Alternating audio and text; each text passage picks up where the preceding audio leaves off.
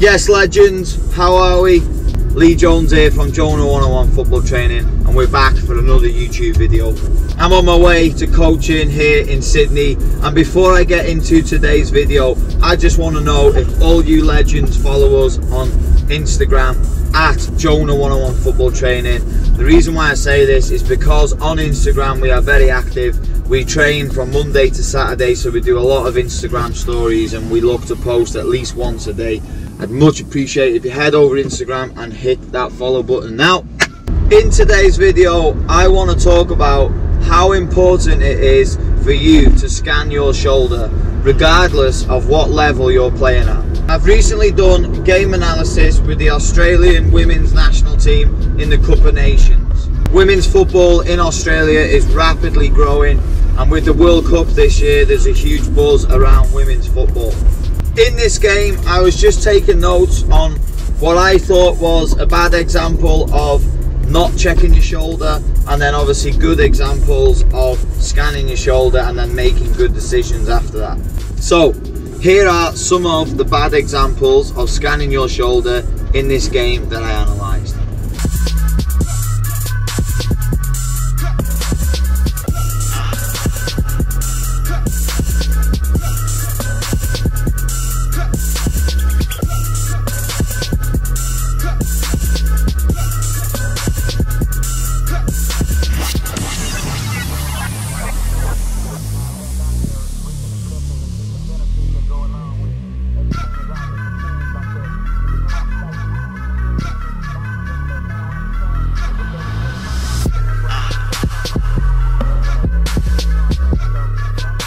Here are some of the good examples.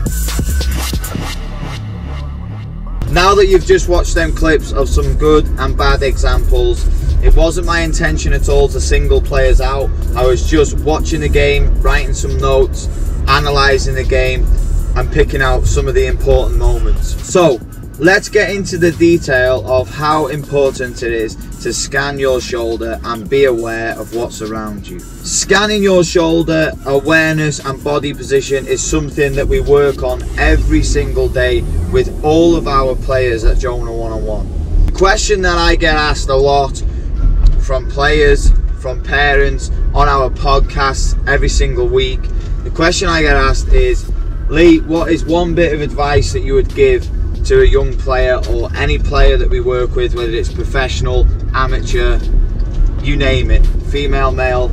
And the answer that I always give is, if you can improve this one part of your game, which is scanning your shoulder, as many times as you can during a game, whether you're in possession, out of possession, about to receive the ball, or playing with your head up, so vision and awareness, being aware of your surroundings and being aware when the ball's at your feet, you are going to take your game to a whole new level. From the examples that I have shown you, these are only examples of players that are about to receive the ball. There is thousands of other examples as to when you should be scanning your shoulder during a game. For example, if you're a defender and the opposition have the ball, you should be constantly watching the ball, watching your player, looking at your back line, speaking to your midfielders, looking over your shoulder as much as you can. Also, other examples, when the ball's actually at your feet, have you got your head down, or are you looking forwards, left and right, to be aware all the time of what options you have, where the opposition are. Other examples are the ball could be on the complete opposite side, so let's say the left back's got it and you're playing right wing. You should be scanning, trying to think about what opportunity is going to come up, looking for pockets of space. Is the back line high? Are they deep? You should be looking over your shoulder, I believe, once every 3 seconds. For me, I would put scanning your shoulder and being aware in the same bracket as first touch, passing and 1v1 defending and attacking. It is something that I believe should be coached a lot more. If you look at the top players like Messi, Hazard, Ronaldo, you know, players that have gone now, Xavi, Iniesta's still playing, but these are players that are just constantly aware of their surroundings. One of the best players I can use is obviously Messi. The guy just always seems to find time and space on the ball, and I believe this comes from having great awareness, great vision and great timing of movement. But he always seems to find himself in good little pockets of space, and this comes from scanning. This comes from seeing where those little pockets of space are in a game. So let's talk about when we should scan our shoulder. In the examples that you've seen, the good ones, you will notice that the players scan left, they scan right, they might even have a look again depending on the distance of the pass. But for me, the most important time to scan your shoulder when you're receiving the ball is when the ball's actually coming towards you. So when that player shapes up to play the pass, that's when you should be looking over your shoulder, because the game is constantly changing all the time. So when you're scanning your shoulder, you're going to see a different picture every time. Depending on where the ball is, this will also depend on what body position you take up.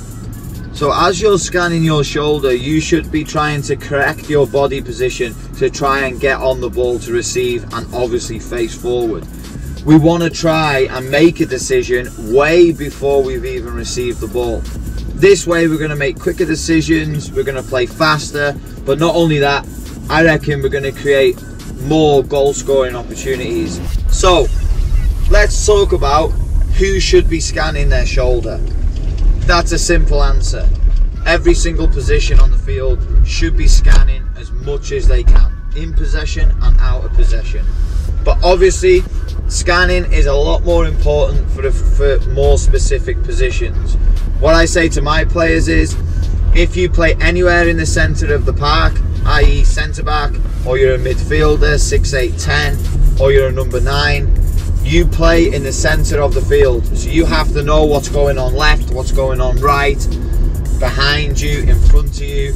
It is a little bit harder for the players that play in the more central areas. But the two positions I feel it is the most important for is number 6, which is a holding midfielder, and number 10, which is attacking midfielder. These players are the ones that I believe link a lot of the play together. So obviously a 6 is maybe more for building play or coming out from the back, and then your number 10 is more of a creative attacking player.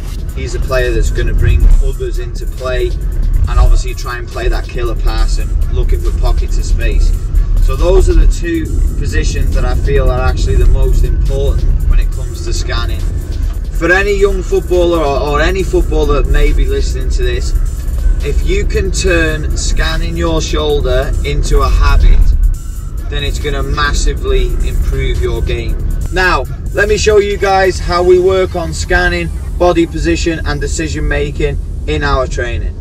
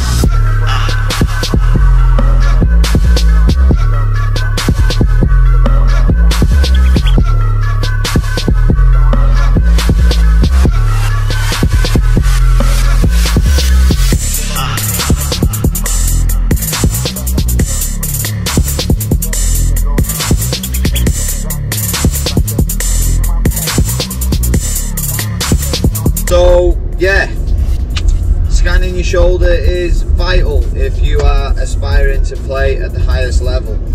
I can't stress that enough.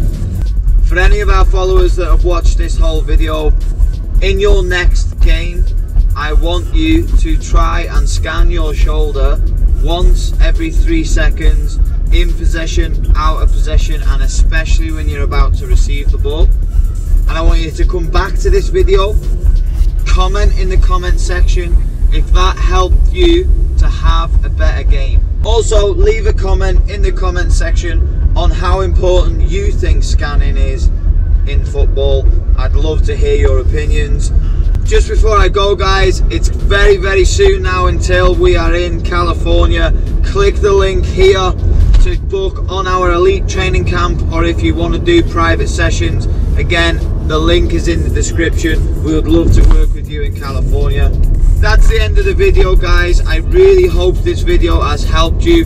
Please smash the hell out of that subscribe button, click the bell to get our notifications, leave a comment down below, and I'll see you on the next video. Peace.